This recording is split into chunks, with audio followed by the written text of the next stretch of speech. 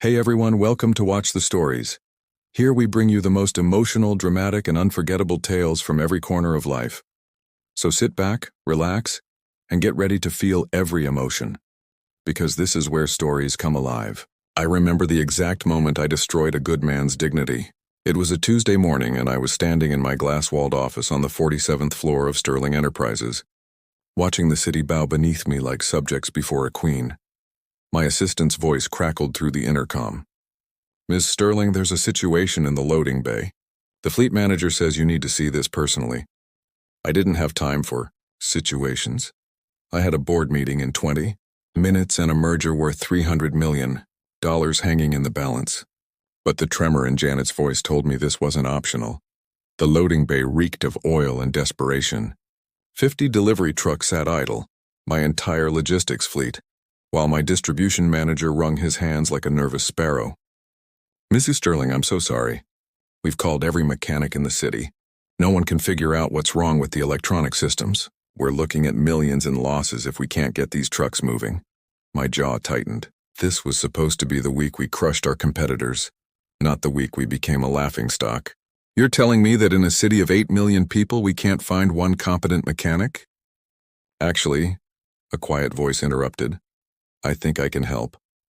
I turned to see a man emerging from beneath one of the trucks, his weathered face smudged with grease. He wore a faded flannel shirt and moved with a pronounced limp, dragging his right leg behind him. Everything about him screamed ordinary, forgettable. "And you are?" I asked, my tone sharp enough to cut glass. "Daniel Morrison. I'm just dropping off parts for Murphy's auto shop, but I overheard your problem. I used to work on military transport systems. Your trucks use a similar relay configuration. If you'll let me take a look—" "Let me stop you right there," I interrupted, my voice dripping with condescension. "This is a $50 million fleet with proprietary technology.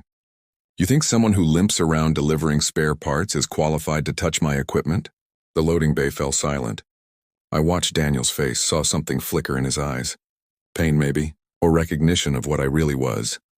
"Ms. Sterling," my fleet manager whispered urgently, "we're desperate. What harm could—" "I built this company from nothing," I said, my voice rising. "I clawed my way to the top because I never settled for mediocrity. I don't need some broken-down delivery boy thinking he can save the day and play hero. Get him out of here." Daniel stood there for a moment, his calloused hands hanging at his sides. Then he nodded slowly. "You're right, Ms. Sterling. I'm nobody important. Just a guy who knows how things work." He turned to leave, his limp more pronounced now, as if my words had made him physically heavier. "Wait!" the fleet manager called after him. "Please, if you know something—" But I cut him off with a glare that could freeze hellfire. "If he sets foot near my trucks, you're both fired. Now someone get me a real solution." Daniel Morrison limped away and I returned to my tower in the sky, satisfied that I'd maintained my standards. Excellence wasn't achieved by accepting help from people who looked like they could barely help themselves. 3 hours later, a mechanic from our contracted service finally arrived. Within 10 minutes, he'd identified the problem, a cascade failure in the relay system, exactly where Daniel had said it would be. The fix was simple. The mechanic even mentioned that these configurations were common in military vehicles. My fleet manager stood before my desk, his face carefully neutral. The mechanic said that Mr. Morrison was absolutely right. He could have fixed this in 30 minutes. We lost 4 hours of delivery time. That's roughly $200,000 in damages and penalties. I felt something uncomfortable twist in my stomach, but I pushed it down. "Then our contracted service needs to be faster. That's not my problem." "Yes, Ms. Sterling." He left, but his disappointment lingered in the air like smoke. I tried to forget Daniel Morrison. For weeks I succeeded. My merger went through. My stock prices soared. I appeared on magazine covers and business podcasts.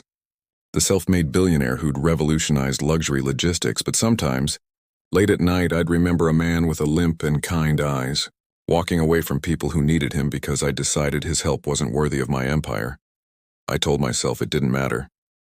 I told myself I'd made the right choice. I had no idea that in 4 months I'd be the one who couldn't walk, and the only person willing to help me would be the man whose dignity I'd crushed beneath my designer heels. The rain was falling like needles the night my world shattered. I was leaving the governor's ball, flush with champagne and victory. I just secured a partnership with 3 European conglomerates. My driver held an umbrella over my head as I crossed the slick marble steps of the Grand Metropolitan Hotel. I never saw the water pooled on the 4th step. My heel caught and suddenly I was weightless, tumbling backward down 14 marble stairs. I remember the sound my body made, a series of sickening cracks and thuds like a porcelain doll being thrown against a wall. Then I remember screaming. Not from pain, though there was plenty of that, but from the realization that I couldn't feel my legs. The ambulance ride was a blur of sirens and fluorescent lights. Emergency surgery, doctors with grave faces, words like spinal trauma and vertebral fracture, and extensive nerve damage. My parents flew in from Monaco. My board of directors sent flowers that cost more than most people's cars, but none of it changed the reality. Victoria Sterling, the woman who'd built an empire on her own 2 feet, could no longer walk. The rehabilitation center was luxurious. I'd made sure of that. Private suite, personal medical staff, views of the lake, but no amount of money could buy me what I'd lost. The physical therapists were gentle and professional, but I saw the calculation in their eyes. They knew who I was. They knew how I treated people. After 6 weeks of brutal therapy, the chief neurologist sat beside my wheelchair with his hands folded. "Ms. Sterling, I'm going to be honest with you. Your recovery has plateaued. The nerve damage is extensive. You'll need help for the foreseeable future, perhaps permanently." "What kind of help?" My voice came out smaller than I intended. "A full-time caregiver, someone to assist with daily activities, transportation, continued therapy. You'll need someone patient, skilled, and—" "I'll hire the best," I interrupted. "Money isn't an issue." He looked at me with something like pity. "We've already reached out to the top rehabilitation specialists in the country. The problem isn't money, Ms. Sterling, it's you." The words hit like a slap. "Excuse me? You've gone through 11 caregivers in 6 weeks. You've made 3 therapists cry. Your reputation precedes you, and frankly, no one wants to work with someone who treats them as disposable." He stood up. "Until you can find someone willing to help you, you'll remain here. Your insurance won't cover indefinite residential care, and we need the bed for patients who actually want to get better." He left me sitting in that wheelchair, staring at the lake, feeling something I hadn't felt in 20 years. Helplessness. My assistant Janet tried every agency in the tri-state area. No one would take the job. My social media manager suggested I make a public appeal, but I refused. Victoria Sterling didn't beg. 3 months into my new reality, I was alone in my penthouse apartment, which had become a prison of pristine marble and impossible staircases. I'd hired nurses who came and went in shifts, never staying longer than necessary. My company was being run by my board, and I could feel my empire slipping through my fingers. That's when Janet entered my bedroom with an uncomfortable expression. "Ms. Sterling, there's someone here to see you. He says he can help. Tell whoever it is to leave their credentials and—" I stopped mid-sentence when I saw the man limping into my room. Daniel Morrison stood in my doorway. Older looking than I remembered, more lines around his eyes. But those eyes, they held the same quiet strength I'd dismissed months ago. "What are you doing here?" The words came out sharp, defensive. "I heard you needed help," he said simply. "I'm offering." I laughed, a bitter, ugly sound. "You're joking? I humiliated you. I called you broken and useless. Why would you possibly want to help me?" He moved closer, his limp somehow less pronounced, as if he'd grown comfortable with it. "Because I remember being where you are. After my accident, after my wife left, after I lost everything, I needed help and someone gave it to me. That's what decent people do." "I'm not decent," I said, my voice cracking. "I'm exactly what you saw that day, cruel, arrogant. Why would you waste your time?" Daniel pulled up a chair and sat down, meeting my eyes at level. "My daughter asked me the same question when I told her I was coming here. You know what I told her? That everyone deserves a chance to be better, even the people who don't think they need one." Tears burned behind my eyes, tears I hadn't let fall since the accident. "I can't pay you what you're worth. I'm not doing this for money, Ms. Sterling. I'm doing this because it's right." He paused. "But I have conditions. If you want my help, you follow my rules. We do this my way. And the first rule is you call me Daniel and I call you Victoria. No more Ms. Sterling, no pedestals." I looked at this man, this broken, limping, ordinary man, and realized he was offering me something no amount of money could buy. A second chance. Okay, I whispered. Okay, Daniel. He smiled, and I saw in that smile the first glimpse of what redemption might look like.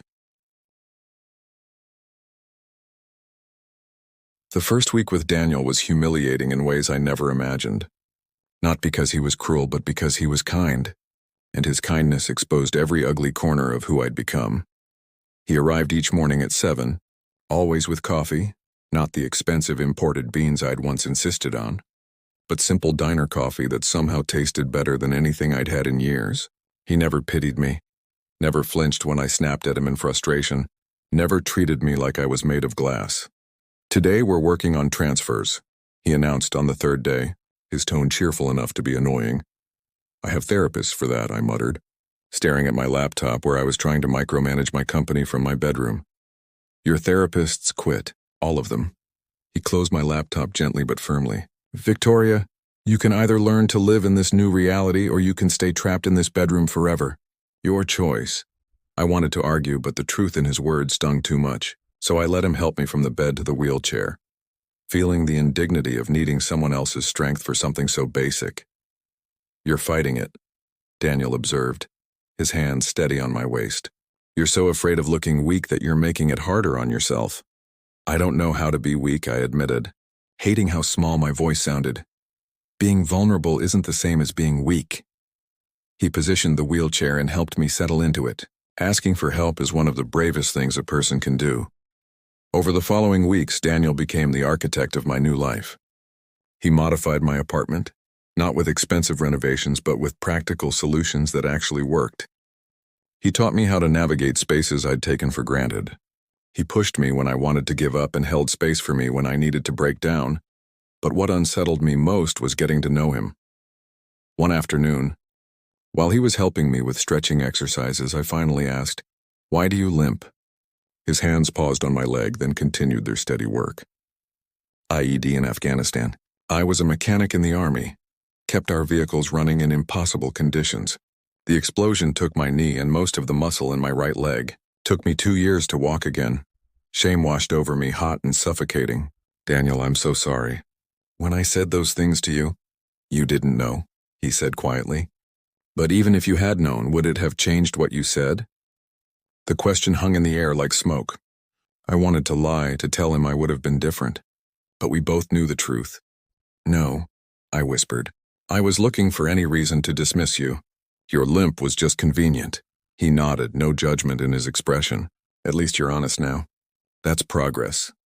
His daughter Emma started visiting on weekends. A bright-eyed 8-year-old who talked nonstop about school and drew pictures she taped to my refrigerator. Watching Daniel with her broke something open in my chest. He was so gentle, so patient, so completely present in a way I'd never been with anyone. Where's her mother? I asked one evening after Emma had gone to bed in the guest room. Daniel's face hardened slightly. She left 2 years ago.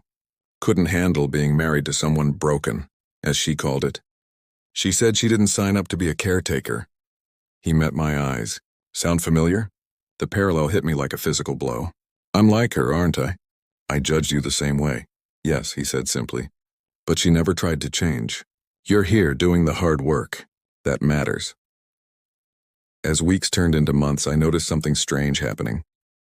I was changing. The woman who'd once fired assistants for bringing the wrong coffee now found herself laughing at Emma's silly jokes. The CEO who'd never learned her employees' names now knew Daniel's coffee order, his daughter's favorite color, the way his knee ached before rain. I caught myself watching him, the way his hands moved when he explained things, the patience in his voice when I struggled, the laugh lines around his eyes that deepened when Emma made him smile. And something terrifying was happening in my chest. Something that felt dangerously like falling. One night, during a particularly difficult therapy session, I broke down completely. I can't do this anymore. I can't be this person who needs help with everything. I just want my life back. Daniel knelt beside my wheelchair. His bad legs stretched out awkwardly and took my hands. Victoria, your old life is gone. I know how that feels, believe me, I know. But here's what I learned. You don't get your old life back. You build a new one, and sometimes, if you're lucky, the new one is better. How could this possibly be better? I sobbed. You're learning to be human, he said softly. The Victoria Sterling I met 6 months ago was powerful and successful and completely alone. You're not alone anymore. Is that really worse? I looked into his eyes and realized he was right. Somewhere along the way, in losing everything, I'd gained something I'd never had, genuine connection, but I'd also gained something more dangerous. I was falling in love with Daniel Morrison, and I had no idea if a man I'd once humiliated could ever see me as anything but a project to fix. Spring arrived, and with it came a softening in the world and in me. I'd been working with Daniel for 5 months, and my life had transformed in ways that had nothing to do with physical therapy. Was sitting on my terrace, the one I had installed after Daniel pointed out I never left my apartment anymore, when he brought out lunch. Simple sandwiches from the deli on the corner, not the catered meals I used to demand. Emma's school is doing a father-daughter science fair next month, he said, settling into the chair across from me. She wants to build a model of a mechanical hand. Kid's been watching me fix things since she could walk. I smiled, imagining it. She's lucky to have you. Some days I'm not so sure. His voice carried a weight I'd come to recognize. Single dad, disabled veteran, living paycheck to paycheck. Not exactly the life I planned to give her. Daniel. I waited until he met my eyes. She doesn't see what you can't do. She sees a father who shows up every single day, who teaches her to be kind, who loves her completely. That's everything. He studied me for a long moment. You've changed, Victoria. The woman I met in that loading bay couldn't have said that. The mention of that day sent guilt spiraling through my chest. It was always there, lurking beneath every kind gesture he made, every patient word. I need to tell you something. About that day, you don't, please. My hands trembled in my lap. After you left, they figured out you were right. You could have fixed our entire fleet in 30 minutes. My stubbornness cost the company $200,000 and damaged relationships with a dozen clients. But that's not even the worst part. I forced myself to continue, even as shame burned through me. The worst part is that I went home that night and didn't think about you at all. I saw you as an inconvenience I'd successfully removed. I never wondered if you needed that consulting fee, or if you had a daughter to feed, or if I'd damaged your reputation with the auto shop. You were just nothing to me. Daniel was quiet for a long time. When he finally spoke, his voice was measured. Do you want to know what that day did to me? I nodded, though I was terrified of the answer. I went home and told Emma that sometimes people judge you by what's broken instead of what works. She cried because some kids at school had been making fun of my limp, and she asked if I was embarrassed to be her dad. Your words that day. They echoed in my head while I held my daughter and promised her that our worth isn't measured by how we look or how much money we have. Tears streamed down my face. Daniel, I am so sorry. I don't know how to. I know you are. He reached across the table and took my hand. Victoria, I forgave you months ago. The question is, when are you going to forgive yourself? How can I? I was a monster. I'm probably still a monster, just a better hidden one. You're human, he said firmly, flawed and learning and trying. That's all any of us are. The conversation shifted something between us. The air felt charged, dangerous. I was acutely aware of his hand still holding mine, the warmth of his skin, the way his thumb absently traced circles on my wrist. I need to tell you something else, I said, my heart hammering.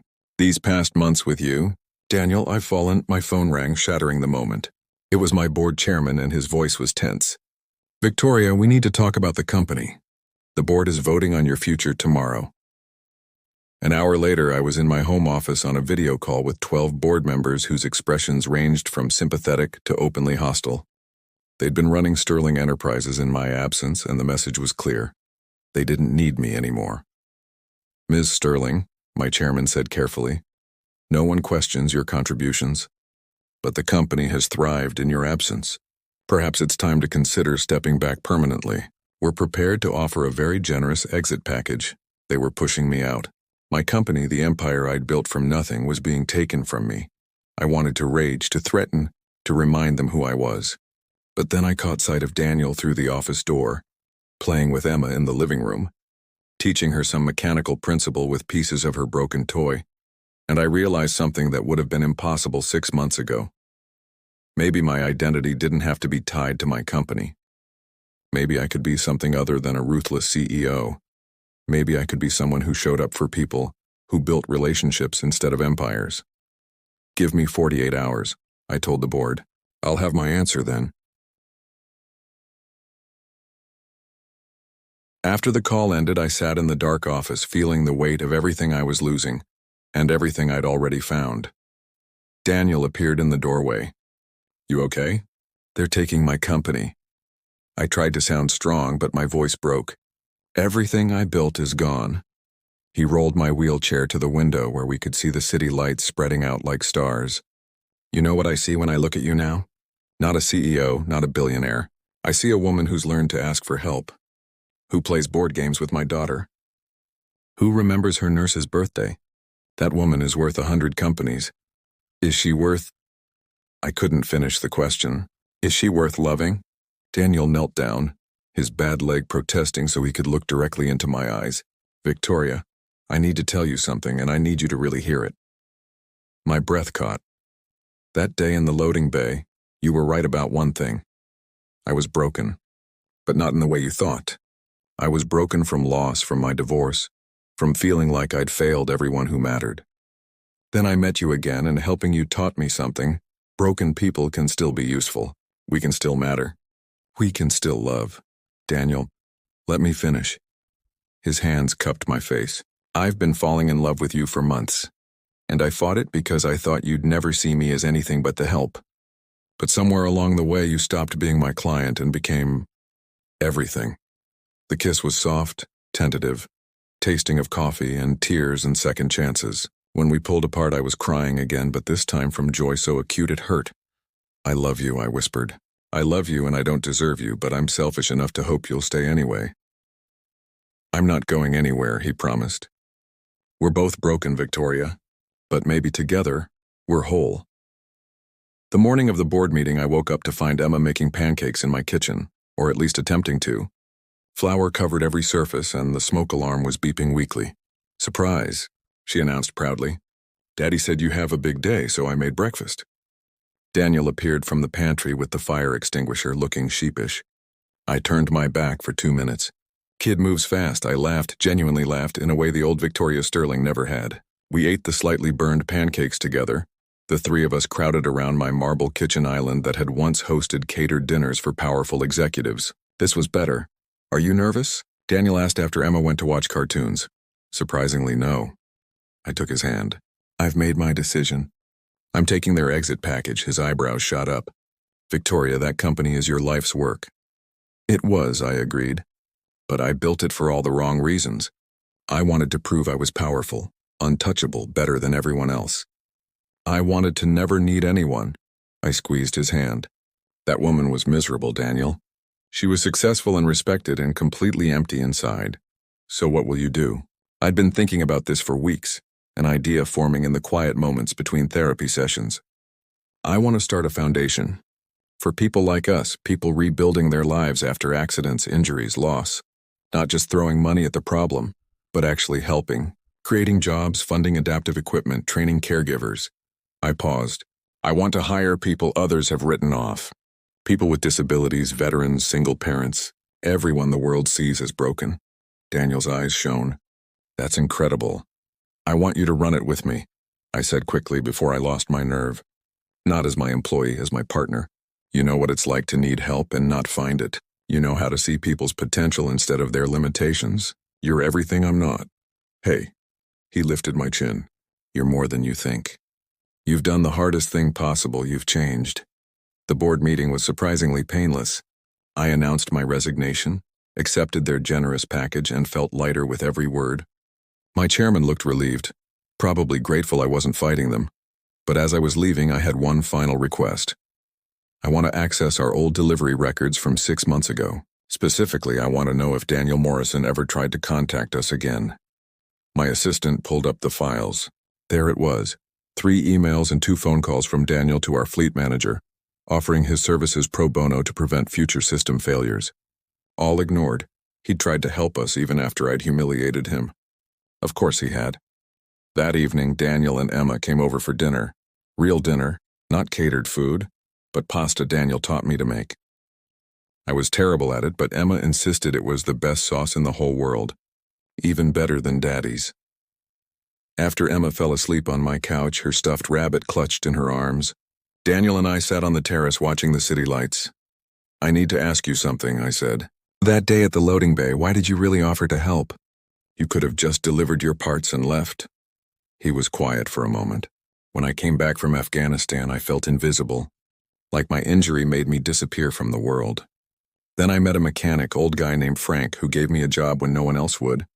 He told me, 'Son, the world will try to tell you what you're worth. Don't listen. Show them instead.' So you were trying to show me?" "No," he turned to face me. "I was trying to show myself that I still had value, that I could still contribute. Your rejection hurt, Victoria. It really did. But it also reminded me that I can't control how others see me. I can only control who I choose to be." Shame and admiration warred in my chest. "You're a better person than I'll ever be. Stop that." His voice was firm but kind. "You don't get to worship me as some kind of saint. I'm just a guy who's had some hard times and learned from them. You're learning from yours. That's what matters." "I want Emma to be proud of me someday," I admitted. "The way she's proud of you. She already is. She told me yesterday that you're the bravest person she knows because you're learning to do hard things even when you're scared."